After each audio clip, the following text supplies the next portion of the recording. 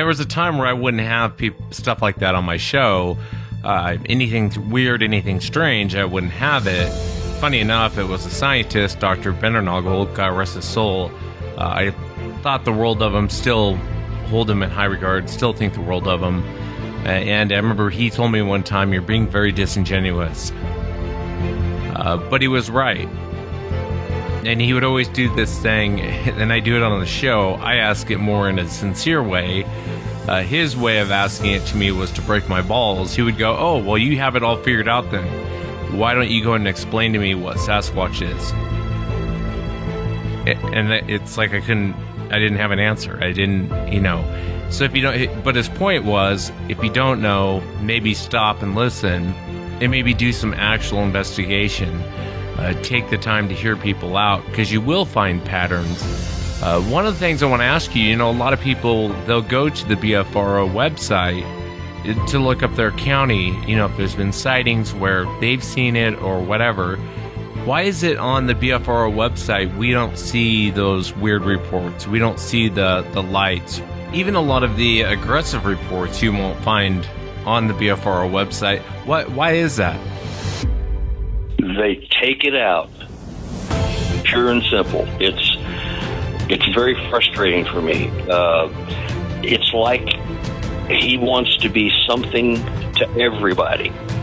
And so the reports are sanitized, censored, whatever you want to call it, and key data is taken out if he, whoever it is thinking you're getting too close to the woo factor, the paranormal. They are not, they are flesh and blood, but that probably is not all they are. They may have some skill sets that we just don't understand or don't believe they have.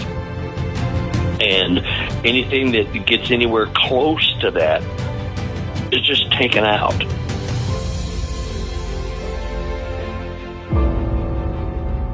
It looked like somebody was bent over and had their head in the window of the deer blind. It either heard me or smelt me, and he pulled his head out of the tent and stood straight up, and that shocked me.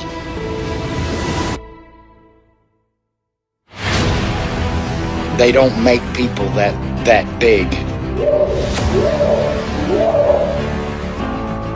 The way it moved, almost as if it was gliding across the beach. I've never seen anything move like that in my life. They were screaming at each other in gibberish. It sounded like a language, and they were chuntering away back and forwards, back and forwards, back and forwards. I know what a bear looks like, and there is no way on this planet that what I saw were bears.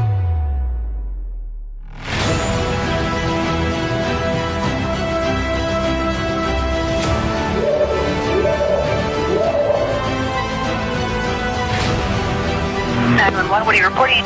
Jesus Christ, you better... Sir? Gio! Hello? Get somebody out here. What's going on now, sir? That son of a bitch is about 6'9", I don't know. Do you see him now, sir? Yes, I'm looking right at him. Uh-oh.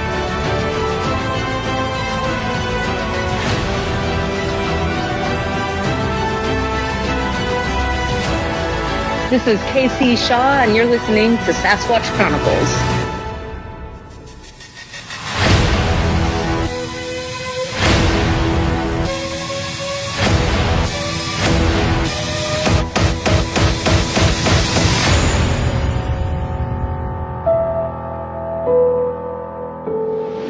Welcome to the show, everyone. Thanks for being here tonight. Got a great show planned for you tonight.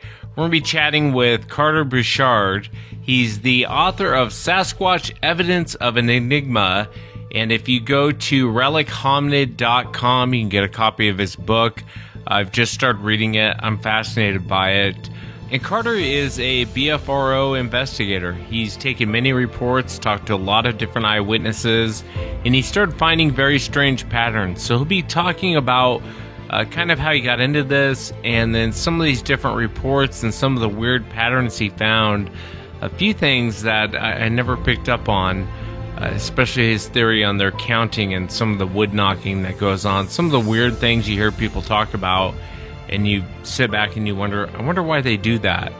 And it's all theories, of course, but I really can't wait to talk to Carter.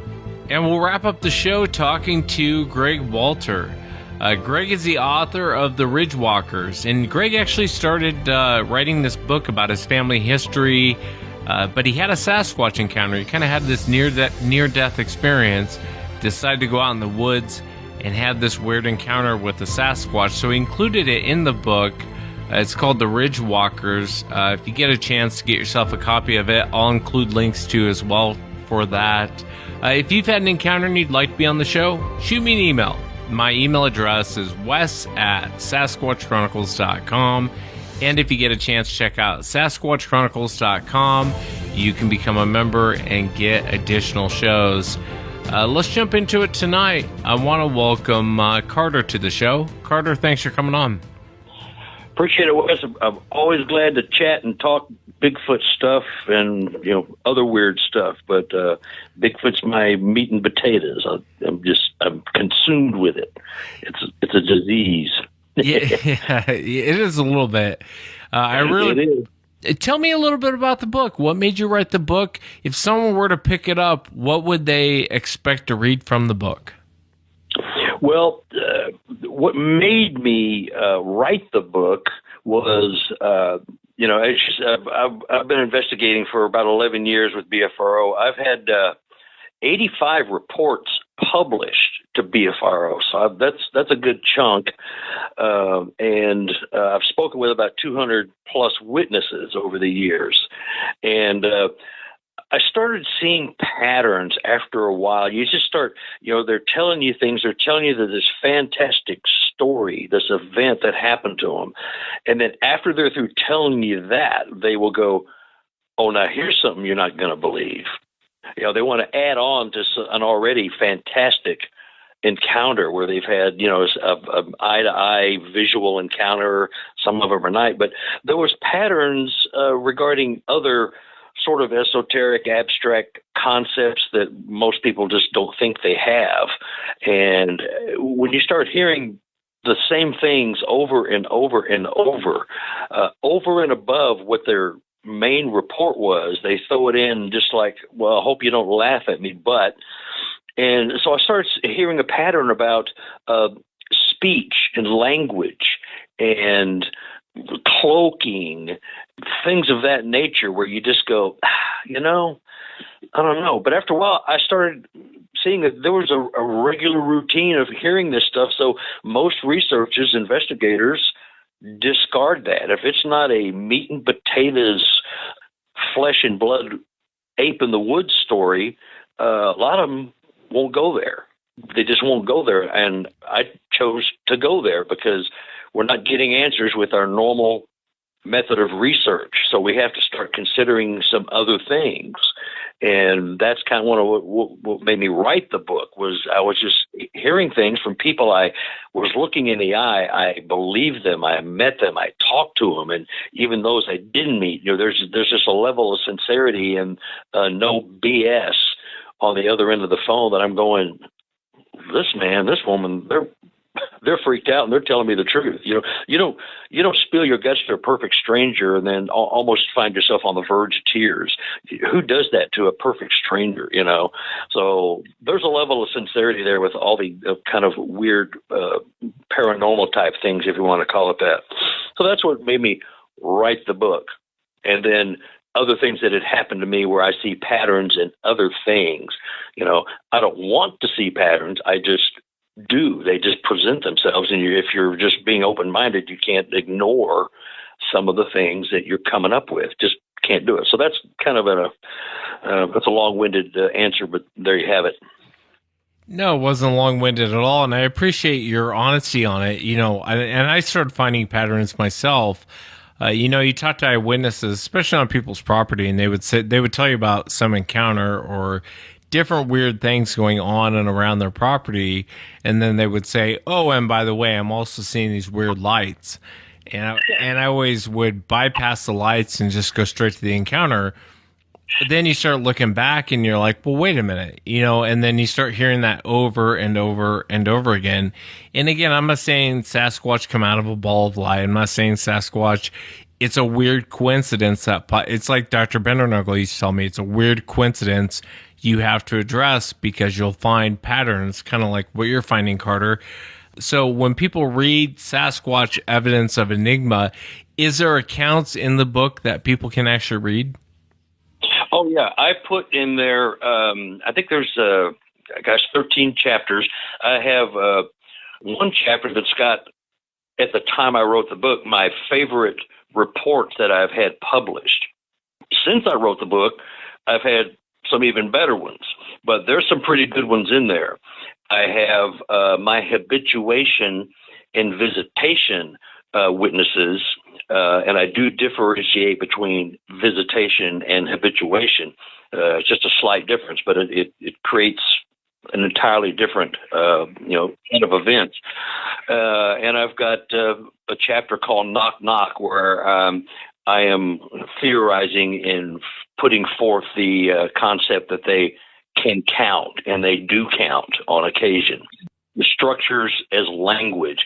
I think the structures, they are talking to us and about us right to our faces. We don't know what they're saying because the structure is complex. It's not just 5 branches leaning up against a tree, but the very complex weaving and ornate structures that take a lot of time to put together. That's a language, just like we have a stop sign or a circle with a red line across it means don't go, that's prohibited. Well, that tells you something. When you look at those structures, they should be telling us something, and I'm kind of putting a little bit together, but it's very complex because, their language is not English. So you have to just pick and choose, but I prefer to go out on a limb and take a chance with concepts rather than say nothing, because you have to speak up. So if you should have some basic knowledge or interest in Sasquatch. When you pick up the book, it does kind of start from a very pedestrian average, and then it just picks up with more and more information, a little bit more complex theories as I go. I discuss quantum physics, what little I do know about it, but that is a possibility too when you start talking about cloaking and interdimensional and mind speak and stuff like that. I can hear people rolling their eyes right now, but as a rule, we have to consider almost anything unless we know everything, and we don't. So you're just not being a good investigator or a researcher if you don't at least consider the stuff. You don't have to believe it, but you should at least consider it, and then you start seeing patterns, and you will be a more thorough investigator, and you'll be paying more attention when you're out in the woods. So yeah, I couldn't agree more with what you're saying. There was a time where I wouldn't have stuff like that on my show. Anything weird, anything strange, I wouldn't have it. Funny enough, it was a scientist, Dr. Bendernagel, God rest his soul. I thought the world of him, still hold him in high regard, still think the world of him. And I remember he told me one time, you're being very disingenuous. But he was right. And he would always do this thing, and I do it on the show. I ask it more in a sincere way. His way of asking it to me was to break my balls. He would go, oh, well, you have it all figured out then.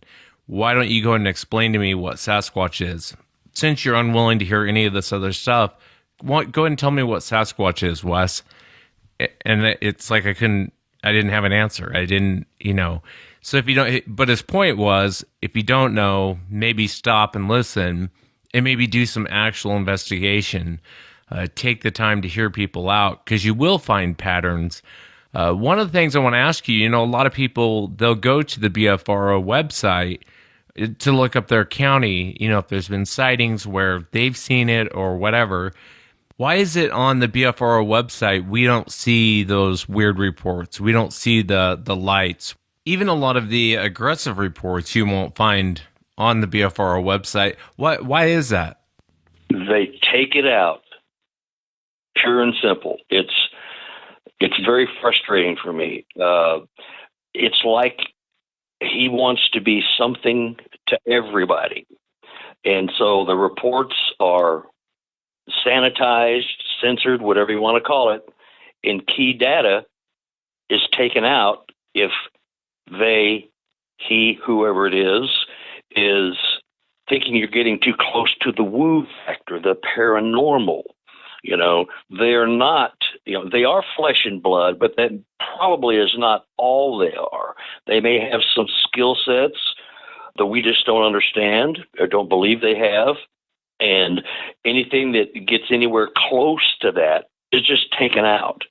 And it's very, very frustrating for me as an investigator, because let the people decide, what you take out. Now, there's some crazy off-the-wall stuff. Yeah, there's hoaxers and jokesters and people that are just looking for attention and they're hallucinating or whatever. We have all these categories for stuff that doesn't fit the paradigm that they want to project. But they take it out because they don't want people to go, okay, that's crazy. Let's go somewhere else. We're deceiving the public. And my problem with it is that when you take that stuff out, Bob and Mary, who are sitting in their home, who just had the daylight scared out of them with a eye-to-eye encounter and some other stuff with orbs or what have you, they want to hear a report that's like theirs, so they will come forward.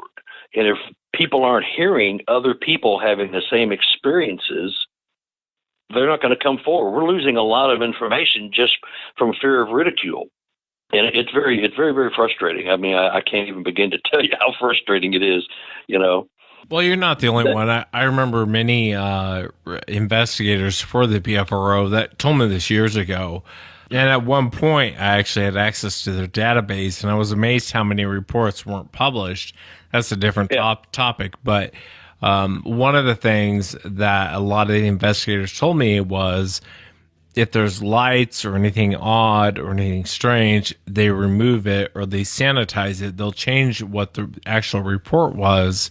And again, I'm not doing this for like Jerry Springer, let's bash the BFRO. That's not my point. My point is they sanitize it. And I think a lot of these old time Bigfoot researchers, whatever they call themselves, do the same thing. If there's anything weird, strange, or whatever, they take it out. And I think it's very disingenuous.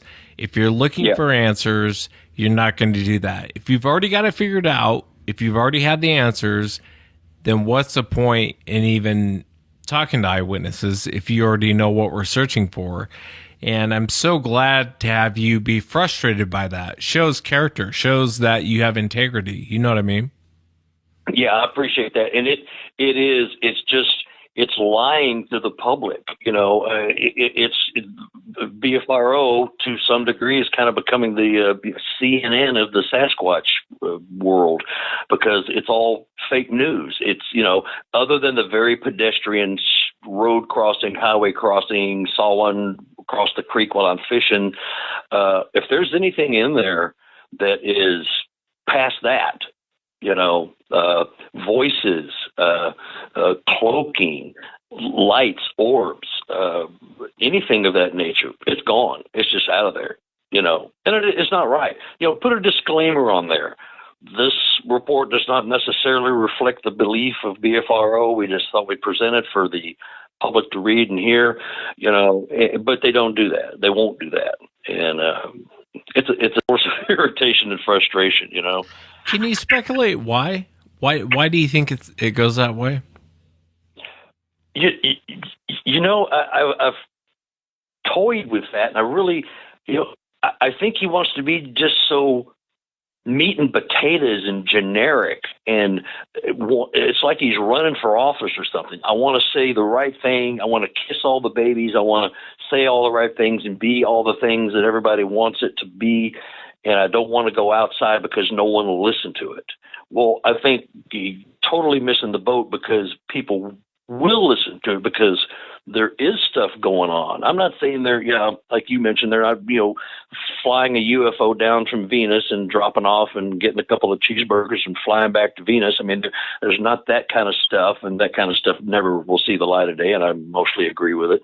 But, you can tell when someone's yanking your chain. So if you don't get the impression they're yanking their chain, they're either sadly mistaken or they had an incredible event that just doesn't fit the paradigm.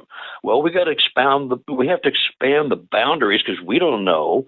If we don't know, why are we taking things out just because it doesn't fit our narrow point of view? It's frustrating. So I just think they're trying to be everything to everybody because, things aren't like they used to be a few years ago when the show was going full guns and all that stuff. So that's just a theory. I have no idea what the motivation is.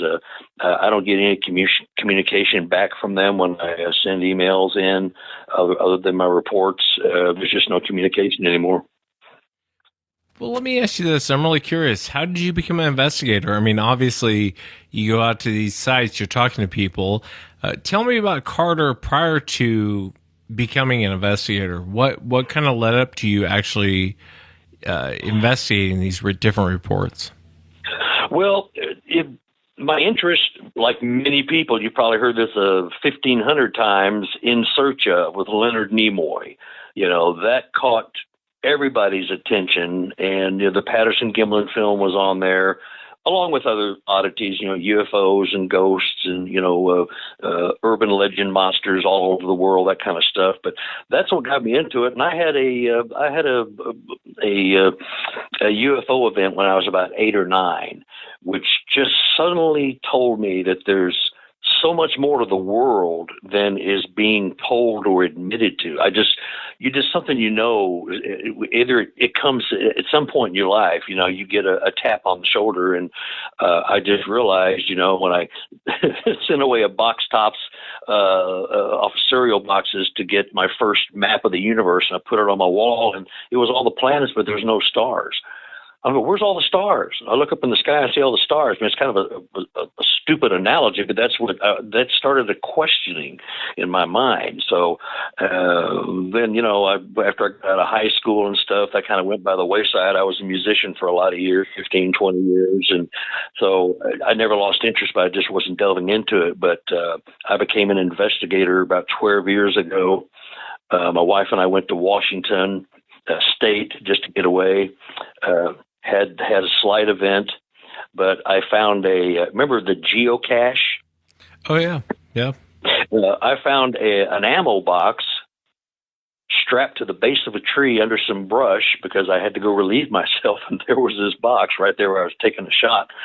And so I thought I stumbled upon a drug dealer's stash or something because it was one of those big Army ammo boxes. Anyway, I opened it, and there was all these notebooks in there and little gadgets and trinkets, and you sign your name, you take something out, you put something in, and you sign your name and say, I was here, and you close it back up. Well, the name right before me was an investigator from Missouri, and I don't even remember his name now to save my life.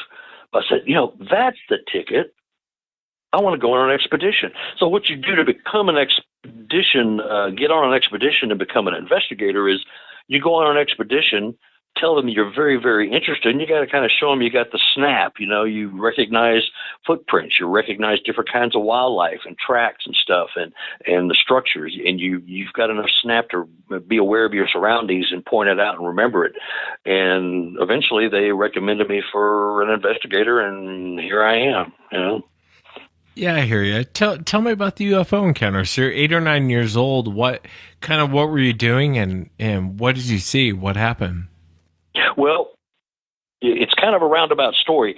I do not remember. Do you ever have a story you tell, like you did some really stupid stuff when you were a kid and you should have got killed or really badly injured and it didn't happen?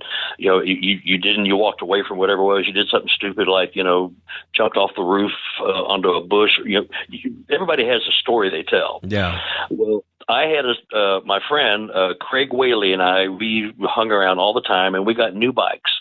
And we were racing through my neighborhood one summer day, and we ran the stop sign because it's, broad daylight in the middle of the workday, and nobody was out there. And I was in Texas at the time, and we ran a stop sign. Well, this car flew by, and it just barely missed us. I mean, we should have both been run over. And I always told that story. I did some stupid stuff when I was a kid, and I always tell that story about, just being a carefree kid and running a stop sign and almost getting run over.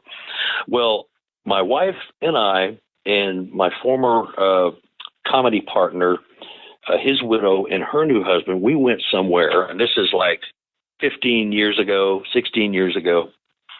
We went to do a past life regression. So we went through a hypnotist, and she had a maze, and you walk through the maze and get calm and centered and relaxed. And then you go into her big barn that had been converted into a studio, and she regressed us all one by one. So she hypnotizes me.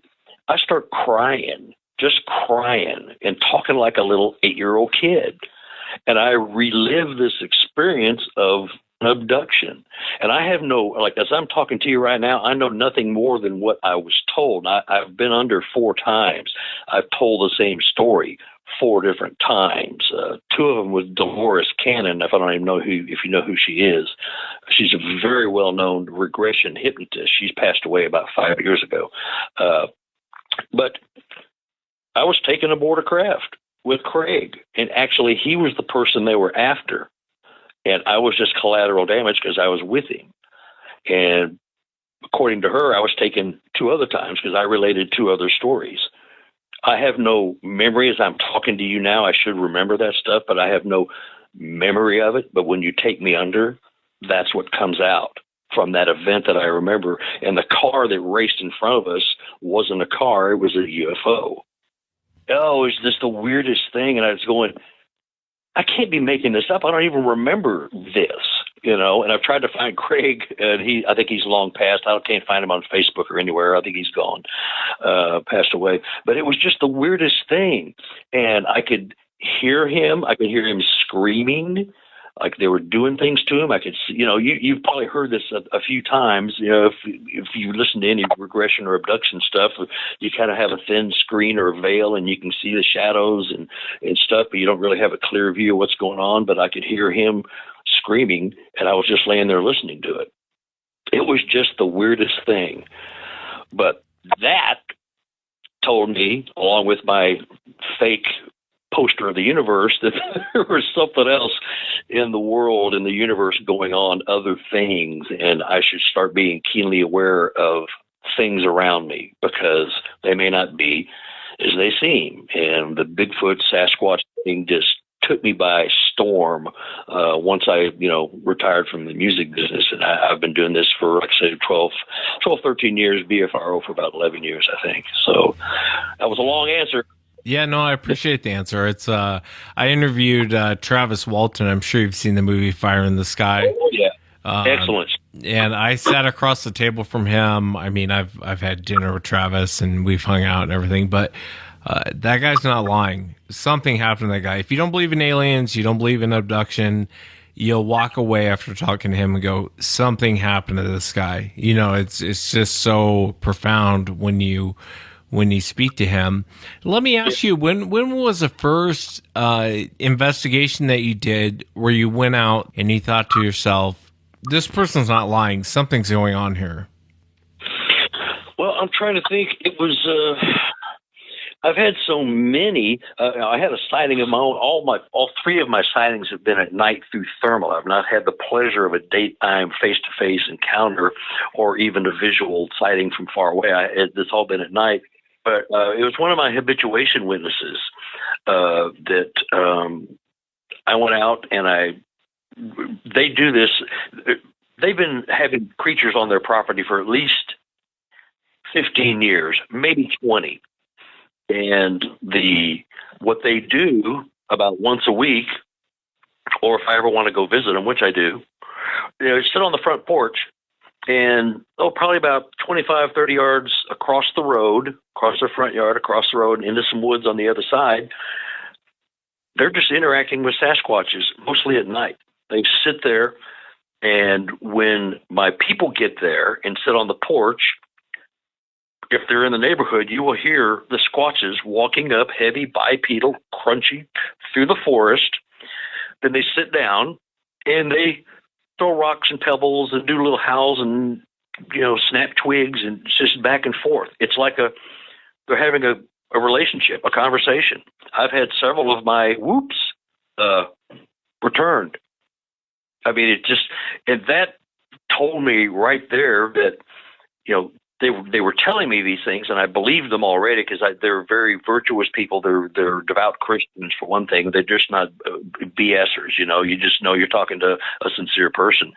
But when I got there and started just playfully whoop, and then I hear one, it comes right back. It sounds almost identical to what I did.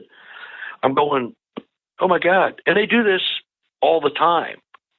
And so that told me right then that I can no longer put stuff on the back burner when someone's telling me something. No matter how outlandish it might be, it's not that outlandish. If you think of the world we're living in now, we've got a Hubble telescope. We've got a little go-kart running around Mars, taking photos and sending them back for millions of miles, and we can't figure out what Sasquatch are, and I know that somebody already knows darn good and well what they are. So, it's all just a facade in your perception. So that's what got me seriously paying attention and going back and talking to a few of my witnesses and going back and reading the reports I had published and the ones I didn't have published and just looking at the data and said, what am I missing? What's the deal? And then you'd find it. You'd find little snippets here and there. And here I am. And there's the book. Yeah. Pretty much it. No, and I started reading the book and I was fascinated by it. I'm going to finish reading it. Tell me about your encounter. So it was thermal. Was it during an expedition, or what were you doing when you saw this thing on thermal? What did you actually see? Well, the first time it was probably 8 or 9 years ago, Christmas time. It was down South Missouri. Mark Twain National Forest is a haven for these guys. I mean, it's a huge. I mean, a good chunk of the state is Mark Twain National Forest. The terrain and habitat is just perfect. But we went to a spot where a local mayor had made a report, and he asked not to be identified. He didn't even want the report to go public, but he had to tell somebody. So we were just walking through the woods, me and several other investigators. It was like 16 degrees. It was chipper, very chipper, about 11 o'clock at night. And we saw some movement. And so I had a FLIR. I had one of those handheld FLIRs, which lights up and just blows in your face. So, I mean, your face is all lit up. There's nothing clandestine about it. But there was two. There was one standing up and one kneeling down watching this.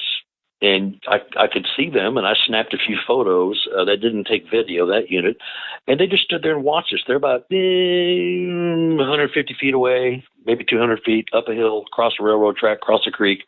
But they were watching, and they were moving. One night they'd be there, one minute they'd be there, one minute they wouldn't be.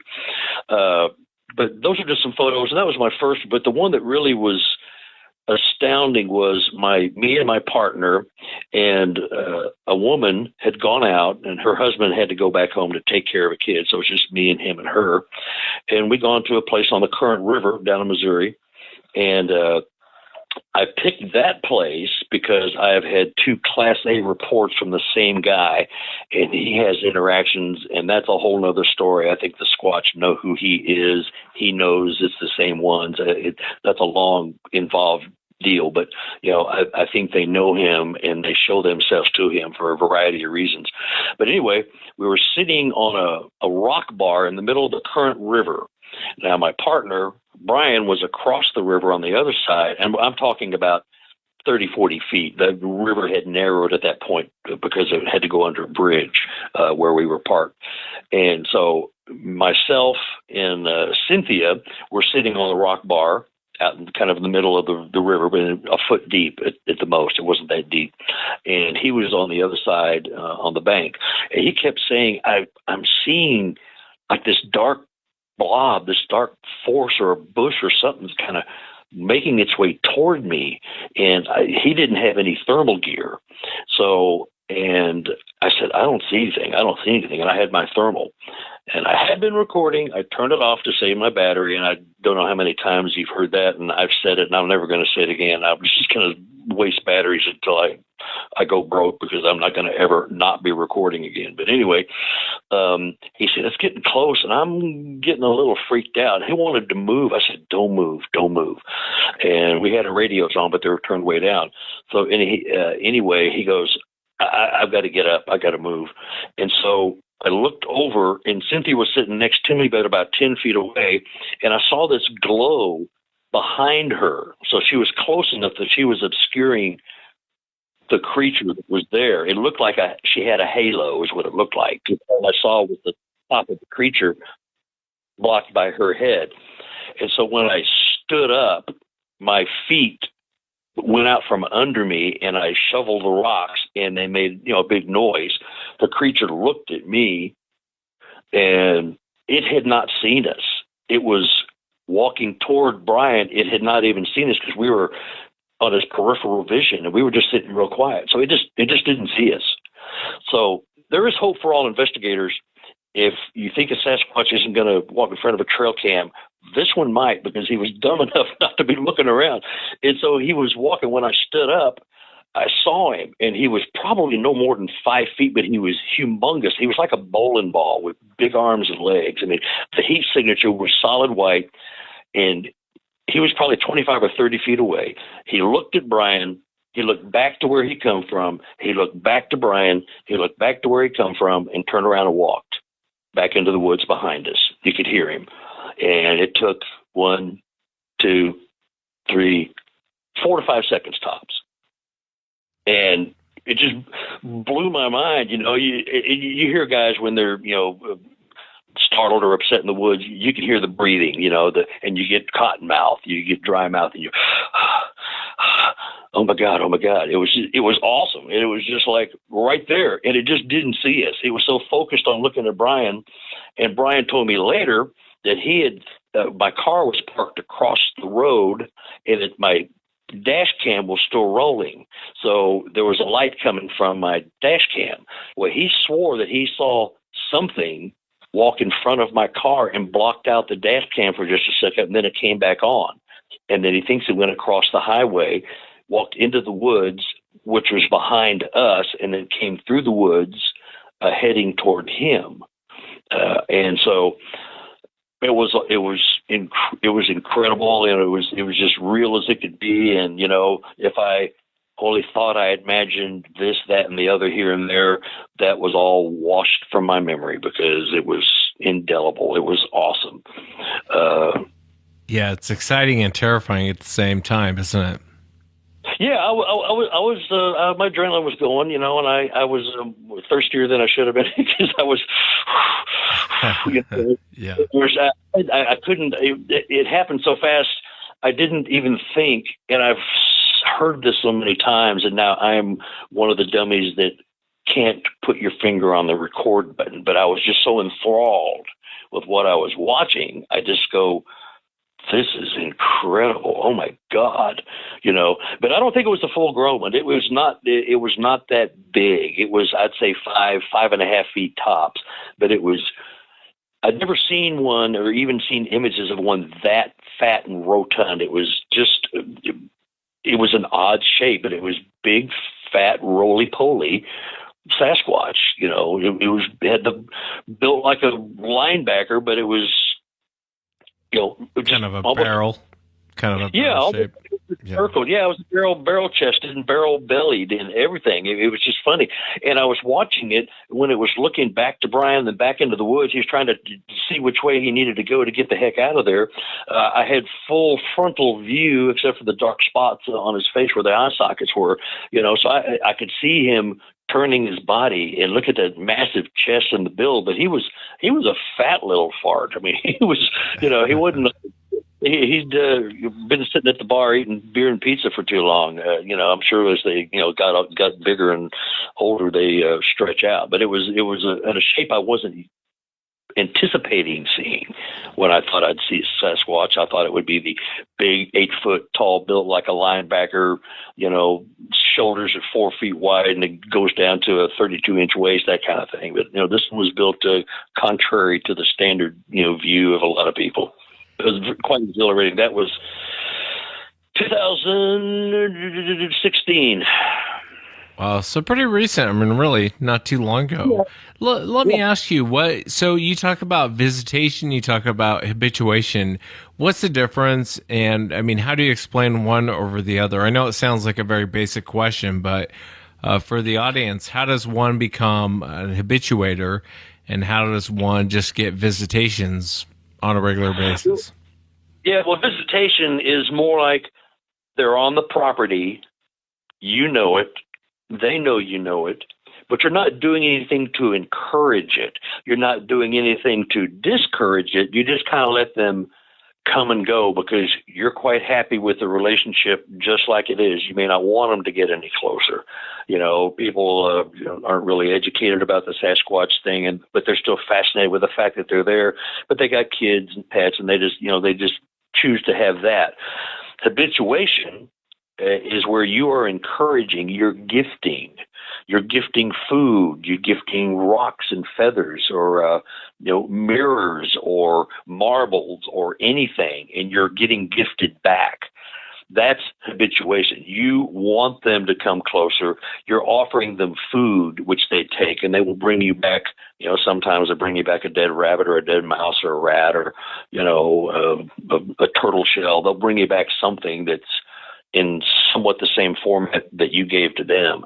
But you're encouraging it, and that's what these people I was talking about that sit on their front porch, they want that. They want that interaction, and they live in total isolation. So there's nobody on that property. There's no way that's anything other than Sasquatch. I mean, it's just, you can hear the heavy bipedal walking. You know what you're listening to. You've been out in the woods. You know when you hear one. You know the foot crunch. So, but that's the difference for me. That's how I differentiate between the visitation. They come, they go. You don't encourage. You don't run them off. You don't shoot a gun into the air or go, hey, get out of here, start screaming, yelling, throwing stuff. You just go, oh, there they are. That was cool. That was fascinating. Okay, I've had enough. I'm going back in and do the laundry. Yeah. Let me ask you, why are they so hard to get on video? I mean, you have these habituators, and why is it so hard for them? If I had them running around my property, I was feeding them pancakes, I was feeding them different things, you'd think these people would have evidence. Why is it so hard for these people to present evidence that they have these things on their property? I mean, any ideas, any theories on that? Well, one I just gave you with me staring at a Sasquatch and I couldn't hit the record button because you're so in shock. You just go, oh, wow, boom, boom, and it's over. But I think they put the cameras out, they'll have their phone in their hand, but they realize they've had their cameras out forever and ever and ever, and they get nothing, and they know they're on the property. I do have a few photos that they have sent me that are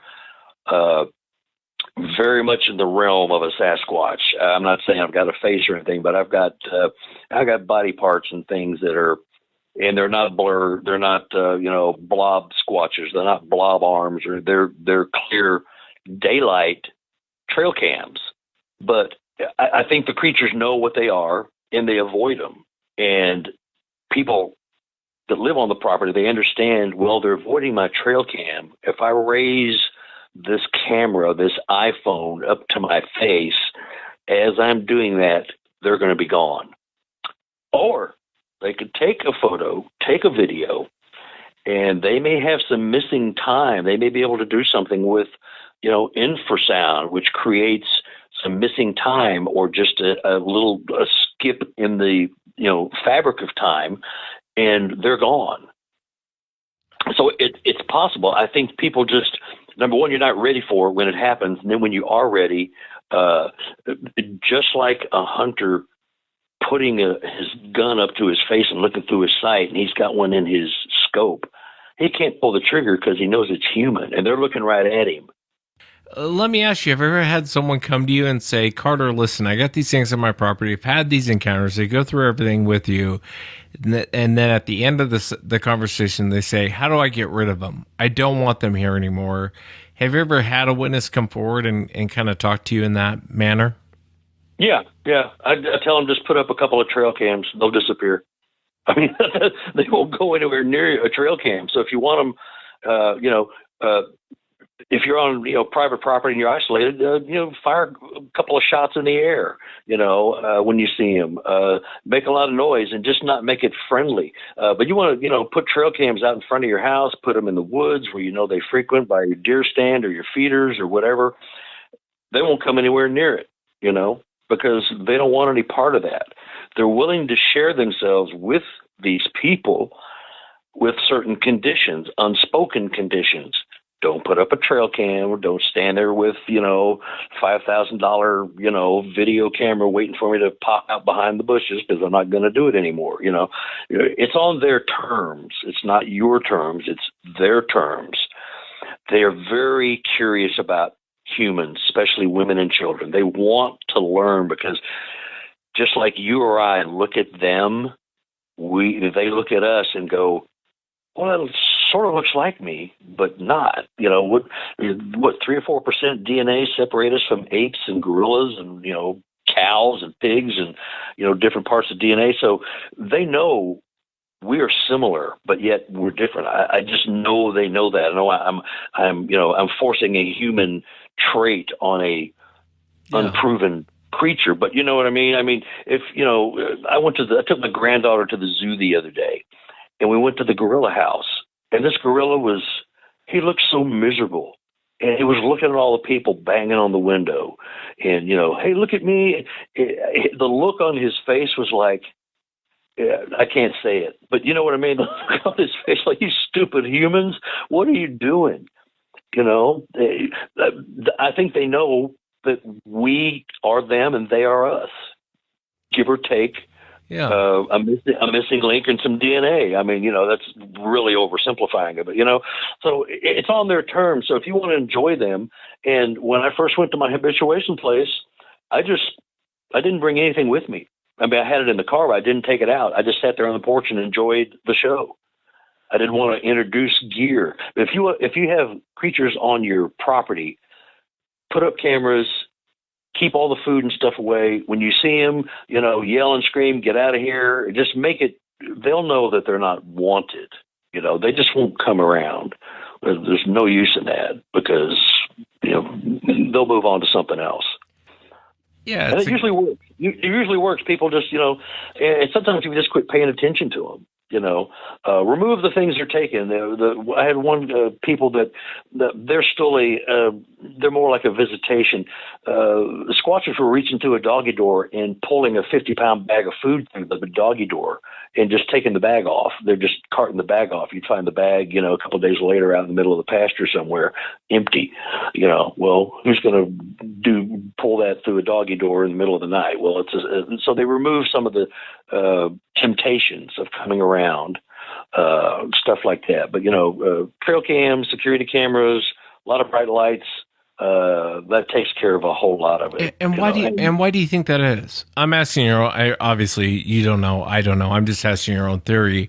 Why do you think that, and I do agree with you. I think the moment you start lighting up the place, trail cams everywhere, I've talked to many eyewitnesses to where that generally gets them to back off. Not always, but I would say a higher percentage of the time it works. Why do you think that is? Well, I think their key is their stealth and their covertness. And if you light up the night, they can't just walk up to your house and see and do what they want to do. They can't peek in your windows. They can't walk over and grab a chicken. You've got lights everywhere. You have motion activated lights. As soon as they walk around, you hear it all the time. I turn on the light, they turn and ran away. Well, if a light comes on automatic, they're gone. They survive on stealth and covertness. They own the night. Us humans are totally outmatched for the night. So if you light the place up, get sounds, gunfire, anything to make a pest of yourself instead of a welcoming environment. You don't have to do it a lot. I think they get the picture fairly quickly, and they'll just move on. Yeah, and I tend to agree with you. I think that's a great point. I really hope people get the book, Sasquatch Evidence of Enigma. And again, it's relichominid.com. I'll throw up links. I'm enjoying it. I started reading the book. I'm really enjoying the book a lot. Because I think it's very open to a lot of things a lot of these quote-unquote research experts aren't open to. And you have kind of opened the door on a lot of this. Tell me about, is there one witness that kind of stands out to you, or an encounter that kind of stands out to you? Might be weird, it might have been aggressive, but one that really, really sticks out to you. The one that sticks out is really there's two, but one is a Class B, and it was down in Arkansas. I'm trying to remember the town. A very devout Christian family. They worked at a chicken processing plant. The husband did. And part of his employment package was a free cabin. They got a free house and a small salary. So they had no rent. They had a big family. I think they had 7 kids. And so he went to work and left mom at home with all the kids. They had the kids being watched. They could see them, but more or less silhouettes and shadows during the day, but they were peeking around trees, multiple creatures. And they did this almost any time they were outside. There were large squatches and big squatches, but they were just silhouettes deep in the woods. You could see them because there's daylight, and you could see them moving around, but it was just a silhouette. But you knew it was a humanoid shape, and it was big. And they watched the kids because they had 6, 7 kids that were out playing in the yard all the time. They had a couple of older kids who were kind of, helping mom watch them. And then they'd have people come over, and they'd bring their kids over, and they'd play. They had, 12, 15 kids running around the yard all day. And the Squatches loved that. They were watching them. But the kids would, be playing with a ball, or they'd just run into the woods, and they'd come screaming out, "Mommy, Mommy, Mommy, there's a monster, there's a big ape, there's a gorilla there, there's a giant Kong in the woods, this looks like my Kong bear," and, all this stuff. And they were banging on the house at night because and they were watching the kids through their bedroom window, and they were watching the TV. They were standing there watching the TV. The kids told them this stuff, eventually. They said, well, the big monkey was watching TV. They were watching TV with us. Well, they started banging on the house because the kids got freaked out. So the parents turned the TV off and had all the kids go sleep in the living room. So the squatters were banging on the house at night because they wanted their TV. They wanted to watch the kids watching TV. That was like a regular event. And they had a couple of peacocks killed. They had chickens disappear. They had toys and farm tools that were out in the backyard, and they would find them out in the woods. The next day they're trying to, where's the wheelbarrow? Where's the garden cart? Where's this and that? Where's my tools? Where's my rake? They'd find them out in the woods. These creatures were coming up there, taking their stuff and play with them like toys, and taking them out in the woods and play with them. Then they would just leave them there. They were banging on the water pipes. They were opening the door to the watershed where the pump was and banging on the pipes to see if anybody was paying attention. And they kept thinking there was something wrong with their water pump. And they go out there, and something had left the door open. Well, it's clearly been latched, and they opened it and left it open. So all this stuff went on for about 6 or 7 years until they couldn't take it anymore, and they left. But it's like they never saw it, but they heard it. They saw the silhouettes, and they endured it, and they finally just had enough and had to leave. But that went on for like 3 or 4 years. It was incredible. I mean, I'd have to. I'll find it. I'll email you the PDF. It's an incredible report because it's very riveting, and there's not an eye-to-eye encounter. There's nothing, of a sighting. It's strictly anecdotal stuff going on in the woods around them. But it's mind-boggling. That's one of my favorite reports is a Class B, because all this was going on, and the kids were seeing it and freaked out. And the Squatch got mad because the parents took the TV out of the kids' room and put it in the living room. Which happens a lot. You hear of these same reports over and over again, where I can't tell you how many eyewitnesses I've talked to where they go, I thought my place was haunted.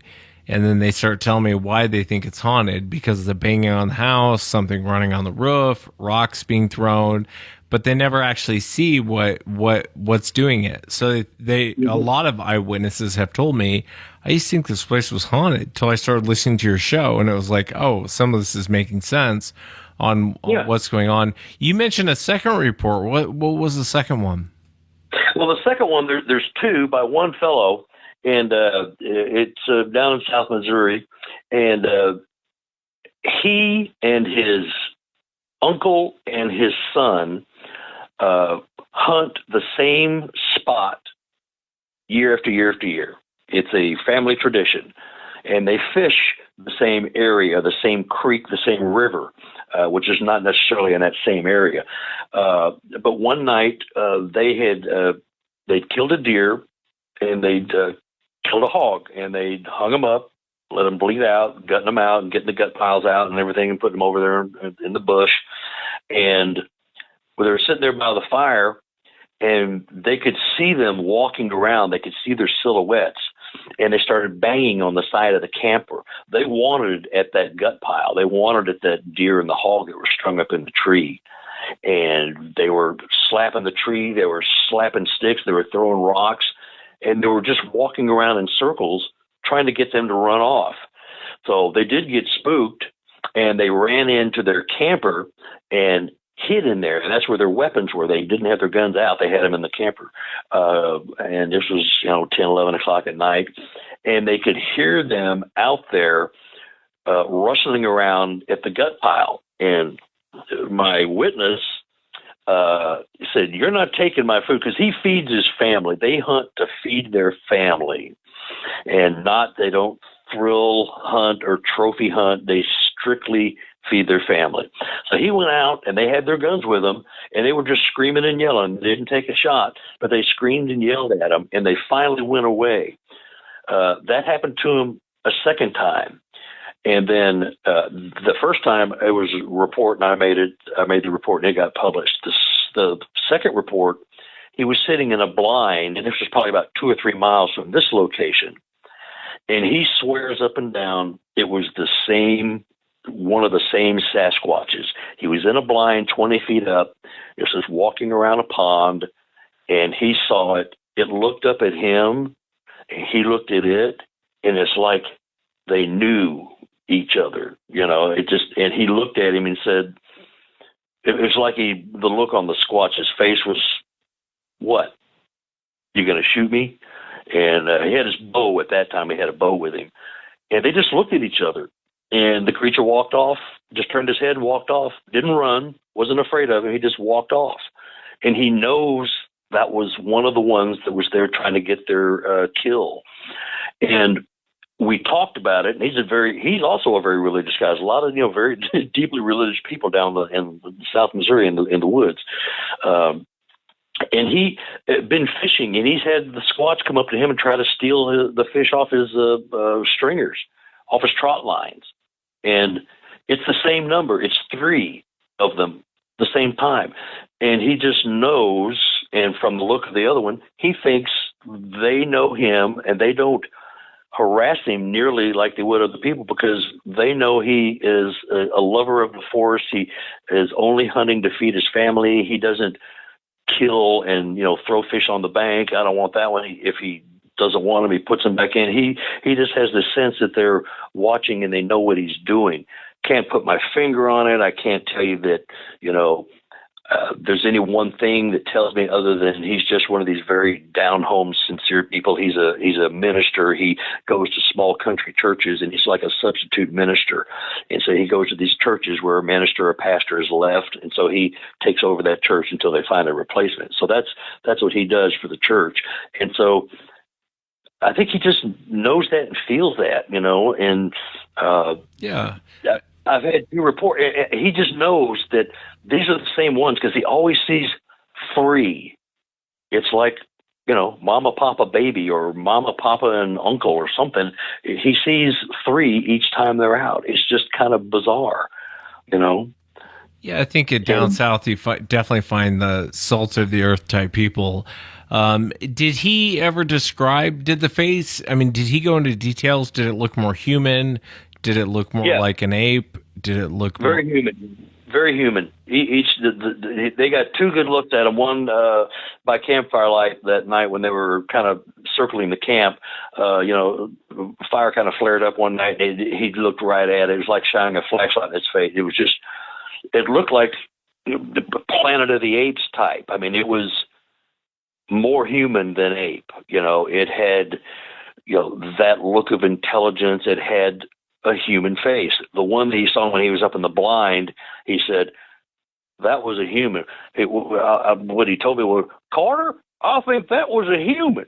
I mean, that's how he talks. And he was just like, when he told me that, he said, it just looked like a man.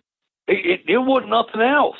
And I'm going, dang, that's it. And how many hunters have you heard, Wes, that have told you I'm looking at it right through my scope and I couldn't pull the trigger? Many. Very many. You probably, a lot. Yeah, and so that's it. An ape, a gorilla is an ape or a gorilla or a chimp or orang pendek or orangutan or whatever. And the Sasquatch is neither. It is, it looks human, but it's built like an ape. I don't know what else to say genetically, but it's, and you hear that enough. That's a pattern. There's lots of patterns, You can't discount patterns. You can, but you got to study them and assemble them first before you toss them. If you think, well, that's baloney. I'm not going to, no, I don't. Put it in your pipe and smoke it and see if you like it. If not, discard it. But as a researcher, scientists, whatever, you can't discard something just because it doesn't fit your paradigm. Where would we be if that was the way everybody thought? Well, that can't be. It's got to be something else. You just can't. So there's patterns in everything, and there's a lot of patterns in the things that are discarded by people that call themselves researchers, So yeah, I would agree a lot. What do you think that they are, Carter? What do you think that Sasquatch is? If someone were to come to you and say, Carter, what do you think Sasquatch is? What would you say to them? Obviously, there's no wrong answer because no one really knows. Yeah, no one really knows. Yeah, I'm in the camp of a human hybrid, an ape hybrid. If you just take some of the meat and potatoes tales of possibly Gigantopithecus mated with a human female, and you come up with a Sasquatch. The DNA studies that are being quashed left and right are human female, unknown male hominid is kind of what you get. So the women mated somewhere along the line, Native Americans or way back in the Neanderthal or whenever that all started. But somewhere along the line, I think there was some, Saturday Night Fever going on, and they mated, unless they were put here like that already, and we just happened to be 2 arms, 2 legs, and a head. I'm not sure. I think we got tweaked along the way, and maybe they were the precursors of humans. And suddenly, I don't know, but I think they're an ape-human hybrid or a hominid-human hybrid or something along there. I hate to say missing link, but they are a flesh and blood creature that we just don't understand. We're missing something. I think a lot of the things we should know are being withheld from us. But if it looks like an ape, quacks like an ape, it might be a Sasquatch. But somewhere along the line, I think there was some human interaction, some human Gigantopithecus or whatever other form mating going on, and we got what we got. We don't know what else to call it right now because nobody's telling us, and somebody knows, I know. I mean, I know that people know what's going on. We just aren't privileged enough to know it. Yeah, it's no doubt.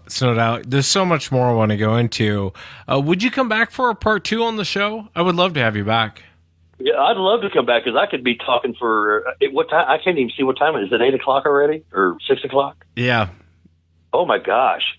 I haven't even cracked anything. No, I'd love to come back. I'd love to come back, and we have to do a couple of 1-hour shots. We could take a chapter because there's some things in the book, about them counting. I'm convinced that there are occasions where they feel the need to count humans, and they do. And and I've had multiple people with me when I brought it up, and they're going, "Oh my God!" I mean, it's a theory. I can't prove it. Give us your theory real quick. I'm going to have you back for a part 2, but give us your theory real quick on the wood knocks. Okay, well, on the wood knocks, my best sample was I had a group of 6 people I took out. It was an expedition, and we were sitting by a fire, and we kept hearing knocks, and rock splashes in this pond. We were at this pond, and we kept hearing these really big. They weren't fish jumping, but they were big rocks being thrown or splashing being done by somebody. Well, there was a woman who wouldn't shut up. She just kept talking. She kept wanting to take selfies and check her Facebook on her phone and kept opening the car and shining lights on us. I was going, God dang it, So I walked away. And when I walked away, about halfway to where I was going, there was a bam, bam, bam, bam, bam, bam. That's me leaving a group of 6. And so I got where I wanted to get away from the noise and the firelight. I called my partner, Brian. I said, hey, Brian, why don't you come over here? It's nice and quiet, and we can see some things, and it might just be another perspective. So he leaves. Bam, bam, bam, bam, bam, bam. Different cadence. There's 4 people left. There's 2 people left the group. And that's when the bulb went on for me, because the same thing happened in reverse when we went back. We both went back together.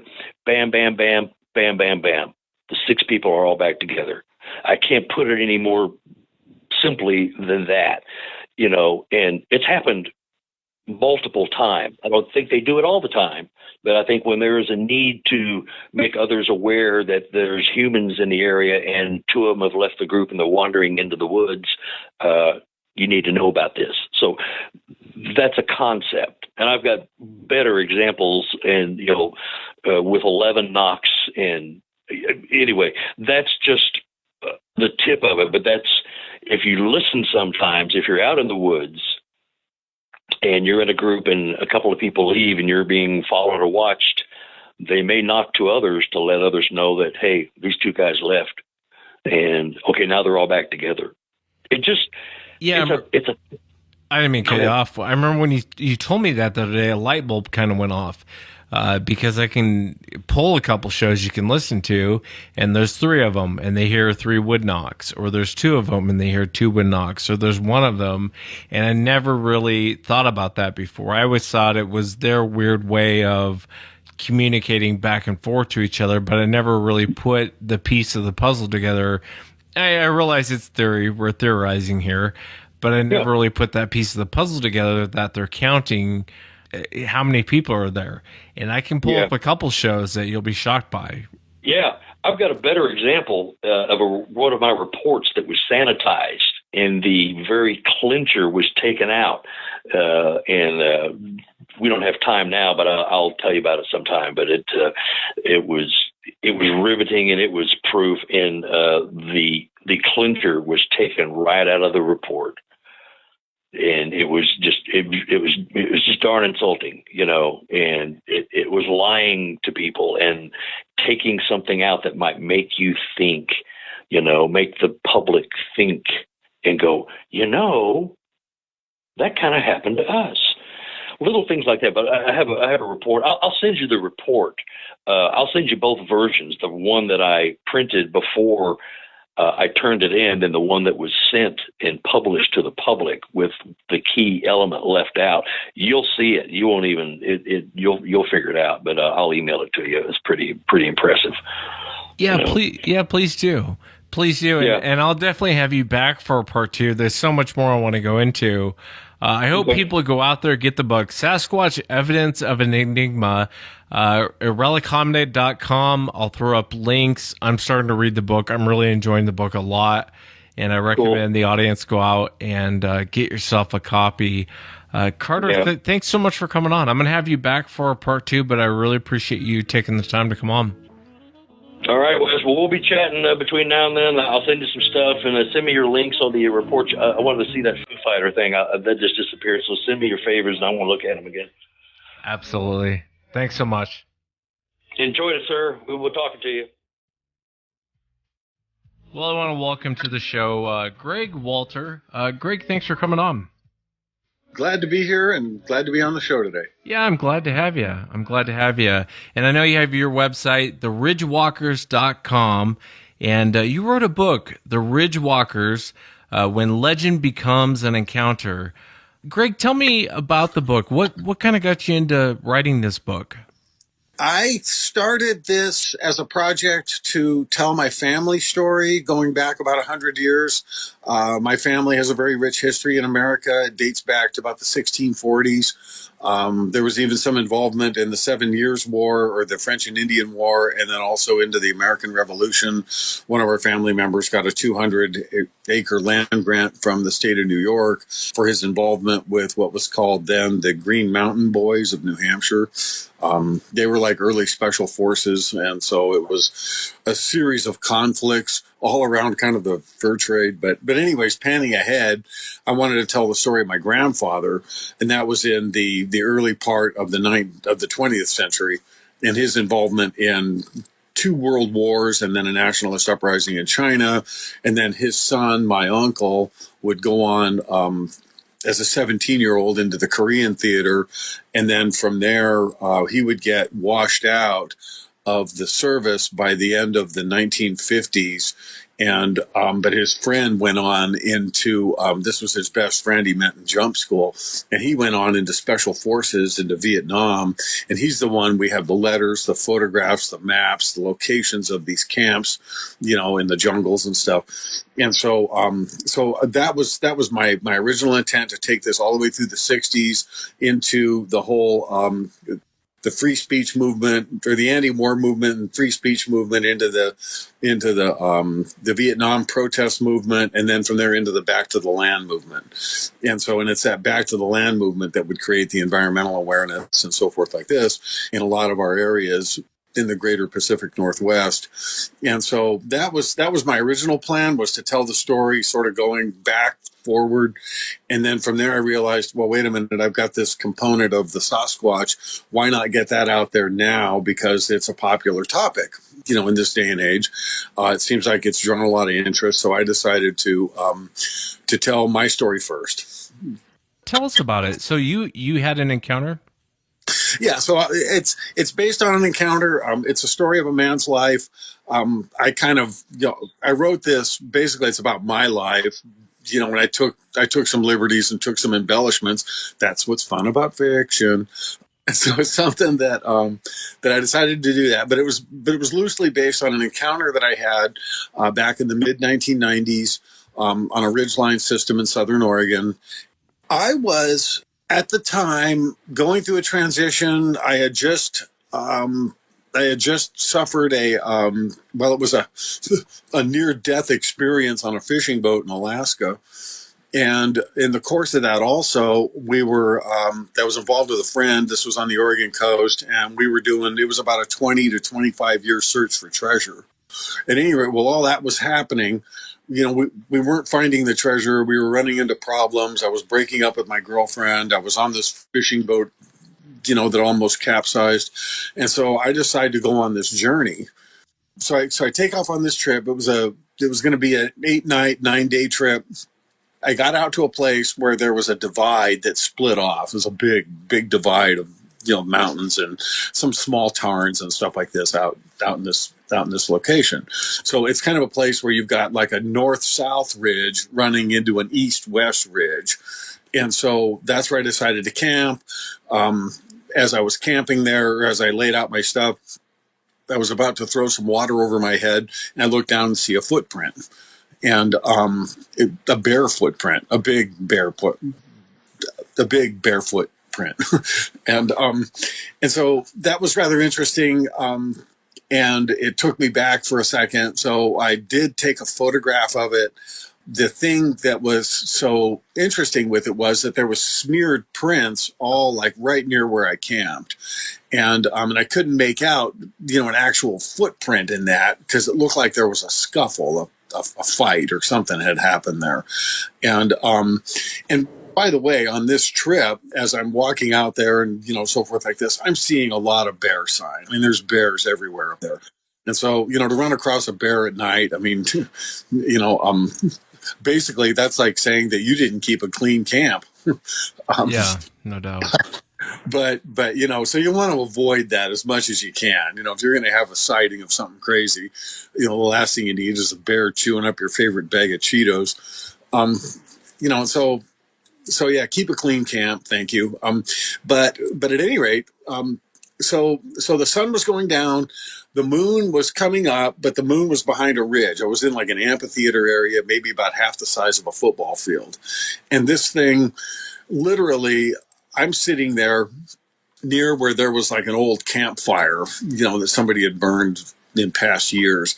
But I'm sitting there on a log, and all of a sudden I hear this movement from within the amphitheater, not far from me, maybe about 75 to 100 feet from me. This thing just appears, walks over, stomp, stomp, crash, crash. It's black. Okay, this thing's black on black, so hard to see anything, but I could see movement. And basically this thing goes to this pond, basically starts drinking and didn't stop. He drank, he must have drank 2 quarts of water or more. I don't know, this thing stopped for about 90 seconds drinking water. I don't know if it was that long, but it was at least a minute. And so, which I thought really weird. So this thing does an appearance. Okay, I can't really see it very well. Goes over to this pond, drinks. Then from there, I hear splash, splash, splash, splash, stomp, crash, stomp, stomp, crash, crash, crash, doing this semicircle around me. Now I can see him. And this thing was definitely bipedal, very athletic. This wasn't some frumpy, pregnant whatever. And the thing there is that this thing was doing just a perfect semicircle around me. It knew exactly what I was, and it looked at me, and I just saw the most incredible icy gray pair of eyes staring right into my soul. And it seemed to say to me, I was holding a flashlight, a small one in my hand, standing there right in front of my tent when this thing was doing this. And it seemed to say to me, don't even think about it. Like, in other words, don't even put that flashlight on me there, pal. I'm going to be the plague of your life. And so I didn't turn my flashlight on. I just stood there, watching him and doing this semicircle around my camp. And once he was out of sight, he was gone. And that was it. Now, did you see him drinking water, or did you hear him at that point? Well, I saw him, yeah, because now he was in a little more where the moon still hadn't come up yet, but he was in a little lighter of a situation than when he was back where the pond was, and it was just in a darker corner of the amphitheater. And I'm kind of curious, when you saw him drinking water, did it get down on all fours? Was it drinking water? Yes. Oh, it was on all fours. I gotcha. And so, but I could see this misshapen figure over there doing something, it wasn't something I was going to run over and say, hey, who are you? Yeah, no. Yeah, now when he came out and he looked at you, was it kind of more of an outline that you were looking at? You mentioned the eyes. Yes, it was an outline. I could get, roughly what the height was. He was definitely bigger than me, but he wasn't. It's funny because, like, I see a lot of these pictures where it's like the Sasquatch has these big upper shoulders and, big buff. This guy was thin, wiry, strong. It looked like the kind of thing that, 2 things of note. Number one, that this thing, if I were to throw a deer out in front of him, he could run this thing down in 10 seconds flat. He'd easily be able to down a deer easily.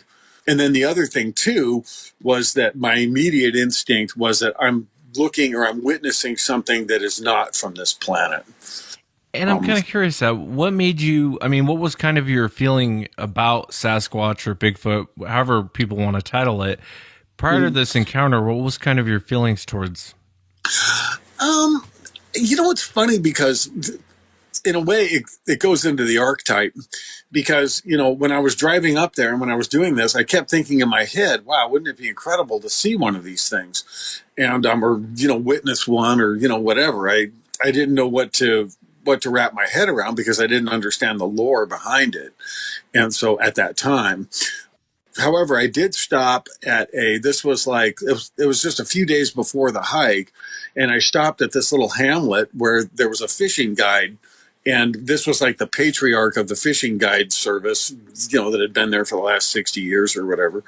There was an interesting exchange I was having with him. We were talking about forests and fire and, down fishing, all this sort of stuff. And I said, yeah, I'm going to go hiking up on those ridge lines, like this. I kind of pointed in a rough way. And and he grabbed my arm and he said, "You be careful up there, boy. You know that there's spirits up there and they will do bad things to you. You know, dun, dun, dun, dun, dun." And so, and I touch on this little encounter in the book with this fellow, but it was just it really held me because he was so stern and he was so serious about it. Like, you know, yeah, you're going to put your life in your hands. You going up there and doing what you're going to do. Yeah. So yeah, no, I hear you. The other question I have for you, and the lore aside, when you witness this creature, what kind of gave you that feeling like you're looking at something that isn't from this planet? What kind of gave you that impression? I wonder if part of it was just this aberrant, you know, that we grew up, we know that there's reptiles, amphibians, you know, mammals, you know, mountain lions, bears, you know, things like this. All of a sudden, you've got this thing walking, and it's just, you know, that on its face is going to scare the hell out of you because you know it's not human, and yet it's walking, and you know, and so this is what, you know, it can feel like it's just aberrant, but then from there it also feels otherworldly, you know, and especially where I was, because I was about, I don't know, I was like 7 or 8 miles from the nearest road, and by myself. Yeah, and I could understand why you'd feel that way. I mean, you see something that really shouldn't exist, yet they do. So I get completely, and I'm just curious on what made you feel that way. You know, the other question I want to ask you before we get into, I know you kind of went on this journey of trying to find answers with some of the Native American lore and everything. And I would imagine, and correct me if my assumption's wrong, but you went out there and you mentioned a near-death experience. Was it just to kind of clear your mind? Is that why you're going out? Yeah, and to change, you know, I mean, I felt like I was metamorphosing, or I was changing, and wanting to do something different besides, you know, risk my naked life on fishing boats that were already doing bad things to the ocean ecosystems and so forth like this. And, you know, this is my environmental consciousness coming to surface. But it was just something that I felt like change was afoot. And one good way to do that is you go a-walking on the ridges. Yeah, I hear you. I mean, a lot of people do that. You know, I did that after I had a death in the family. You know, you kind of go out to the forest for, I guess, to find peace. I don't know, for lack of a better word. You know, one question I want to ask you, because it's kind of driving me nuts. The whole fishing boat thing. What happened? I mean, you said it was near death. Do you mind briefly telling us what happened on that boat? It was just, we were in a stormy night, and we were fishing in a bad place. It was called the Unimak Pass, which separates the mainland of Alaska with the peninsula. You know, going out on the peninsula all the way out to Attu or Dutch Harbor or wherever. So yeah, there's this pass there, and we were fishing in this thing, and it was just a dark, stormy night. And you know, kind of the difficulty of this is that I have friends that still work up there. And so they're on these factory trawlers. I mean, they've been doing this stuff since I left there in the mid-90s. And, you know, the thing is that probably once a year, they probably, oh, yeah, remember that bad experience back in July, you know, whenever, October, whatever. You know, and so here I have this experience on the boat. And to them, it might have been, well, that was kind of severe, but wait till next year, you know. But to me, it was like, oh my God, this is it. You know, this boat's going to go. I thought the whole enchilada was going to flip. And instead, it rewrited itself. But a lot of that was just the fast action from the crew getting the water out of the boat from the factory, where we took in a bunch of water. And see, they have these masticator pumps. So they're like these grinding pumps. They'll grind up fish and, you know, organic matter. But if a knife or something like that goes into those pumps, they can freeze them up. And then what happens is you can't get the water out. And all it takes is for the boat to roll a little bit, and that mass of water goes to one side. And that's what creates the boat to flip. How those guys do that is beyond me. You couldn't pay me enough to be on one of those boats. You know what I mean? You know, it's that old month after month of unending boredom coupled with 45 minutes of sheer terror. And that's police, and everybody deals with the Coast Guard. I mean, everybody. But the thing that happened there was that so it was almost sort of a near death, or it freaked me out anyways, kind of experience, and I wanted to then sort of backtrack, take stock of myself and figure out what I want to do, going forward.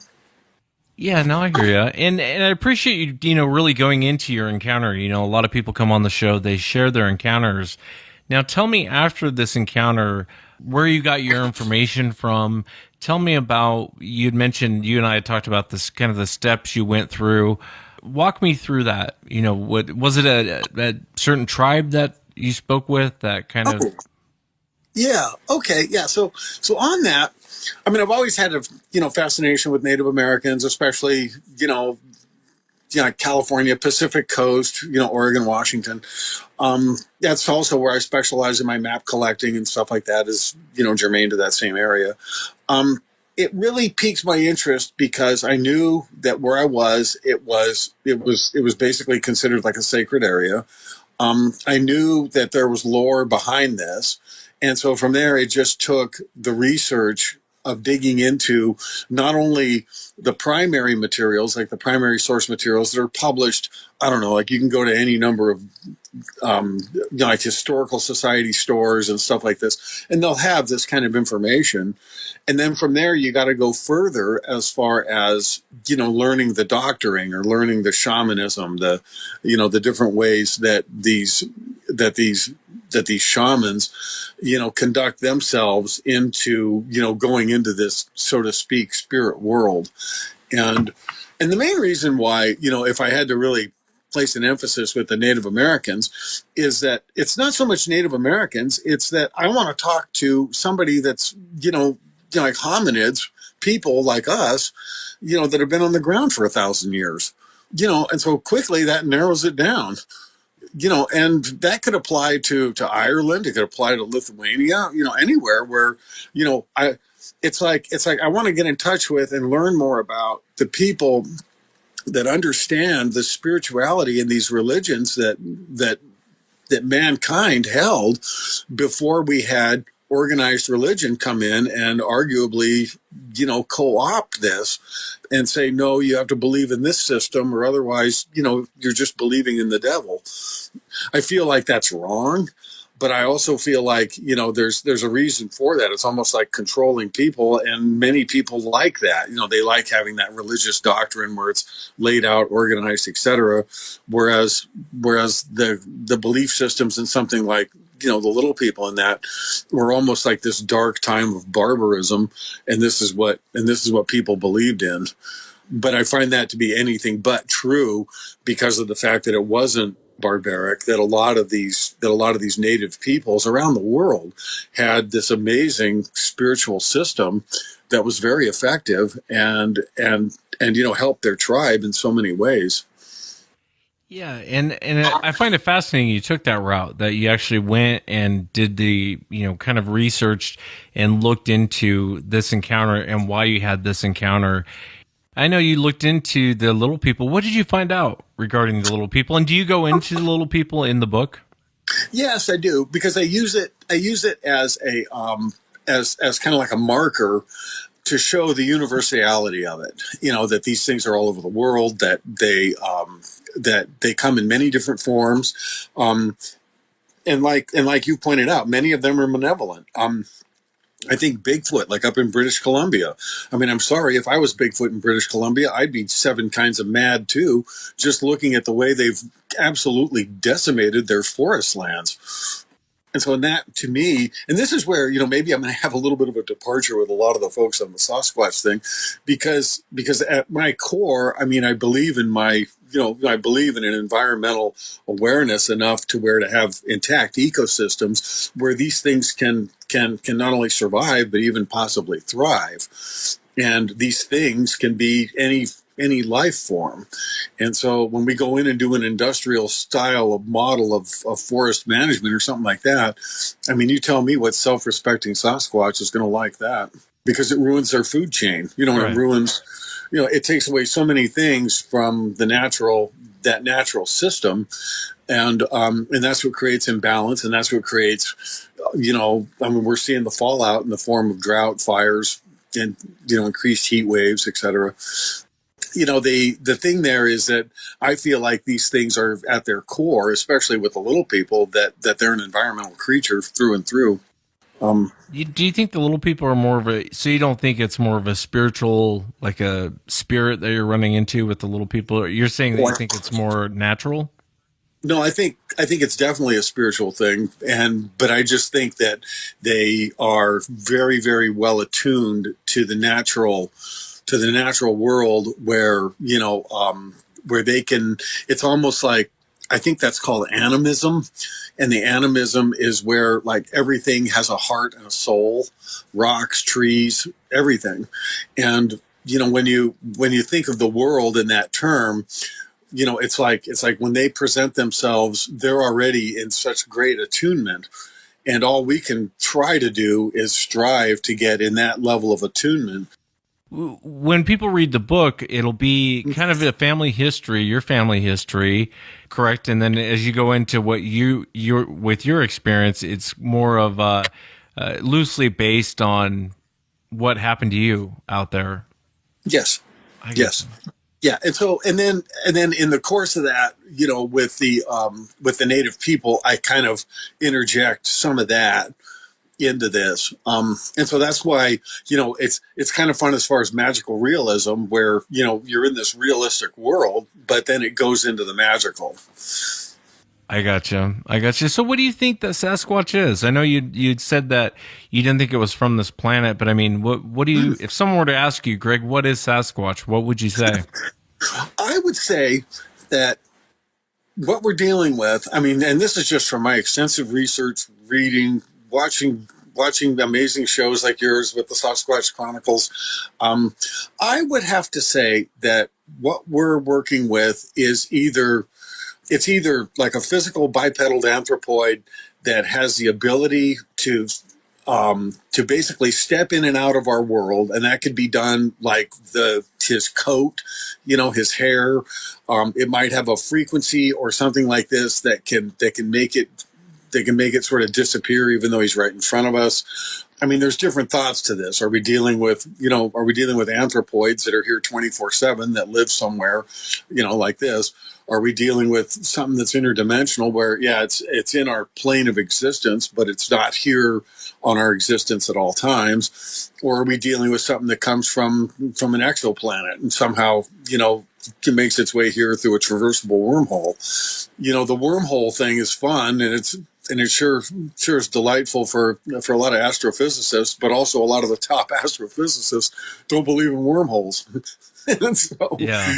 So it's a slippery one, but I don't think that we're dealing with something that's here 24/7.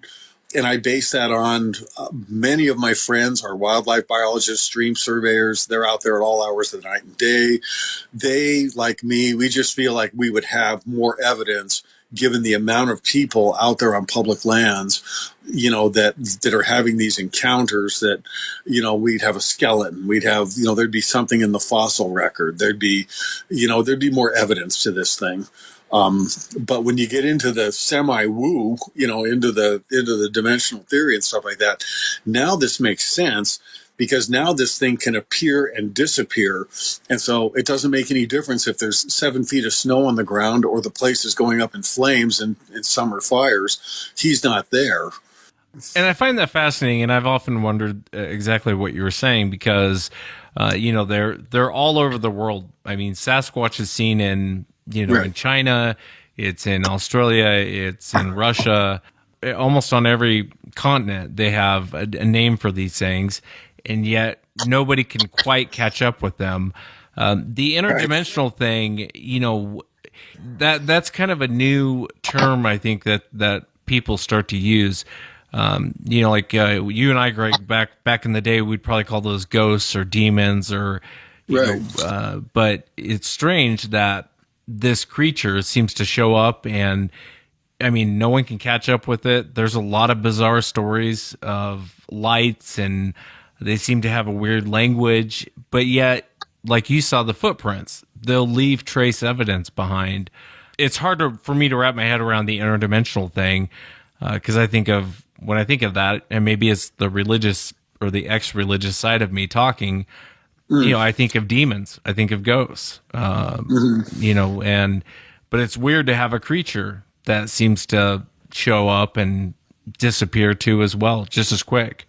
Right. And you're right. I mean, for something that, on average, most people say is between 7 to 10 feet tall and 1,000 pounds or more, and we can't catch up with it. It's hard to wrap your head around that. You know what I mean? Yeah. That's what I got hung up with too. And that's, a colleague, a friend of mine that was on our board with the Crater Lake, a Natural History Association, she found it was one of her grad students, and this was up near Crater Lake, Rogue River National Forest. It was a creek there, and there was a log in the creek, and on that log, on the bottom side of it in the creek, like underwater, were these mushrooms growing, and they were able to find a new species of mushroom. Now, mushrooms can't run, so they have to stay in one place. But I guess what I'm trying to say there is that we've got people out there on the ground finding these esoteric things that, would be normally difficult to find, and yet here we have this 8-foot anthropoid, running around, and no evidence. So. Yeah, there is some evidence, but I tend to agree with you. There should be more.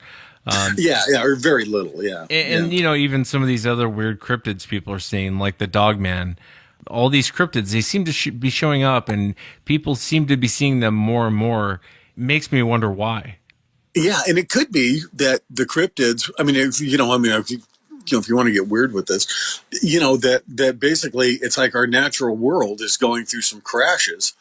And, how would the cryptid world respond to that? So you're stepping into this odd sort of spirituality, and then from there with either environmental destruction and or environmental degradation, one or the other, that has led to habitat loss, that has led to these things that does it, and how does it affect them, and what do they do, what do they think of us, it's a sticky one, because you're dealing with spirituality and belief, So it is, and it's like I always say to people, I ask everyone, what do you think Sasquatch is? And there's no wrong answer, because no one really knows. No one has one in their garage that they're studying, and it is a fun mystery, and it is life-changing when you run into one, just like you did, Greg. It is. It will absolutely freak you out. Then exhilarate you, and because number one, you're in a situation now where you don't have control. This thing could kill you. You don't know, and so yeah, that's what. But you got to wonder that that's what people are so fascinated with. That it's that mystique, the adventure, to have something out there that's a mystery. It's almost necessary. I would say it's delightful, but it's almost necessary. I don't know. What do you think? Yeah, I would agree with you, Greg. I think it's fun to have a mystery. I think without a mystery, life would be boring. But I think we as humans, we want to solve a mystery. It drives us crazy. At least it does me. And hopefully one day we'll solve this mystery. But for the audience out there, definitely check out Greg's book, The Ridge Walkers, When Legend Becomes an Encounter. And the book is available at theridgewalkers.com. I will include links. Greg, thanks so much for coming on.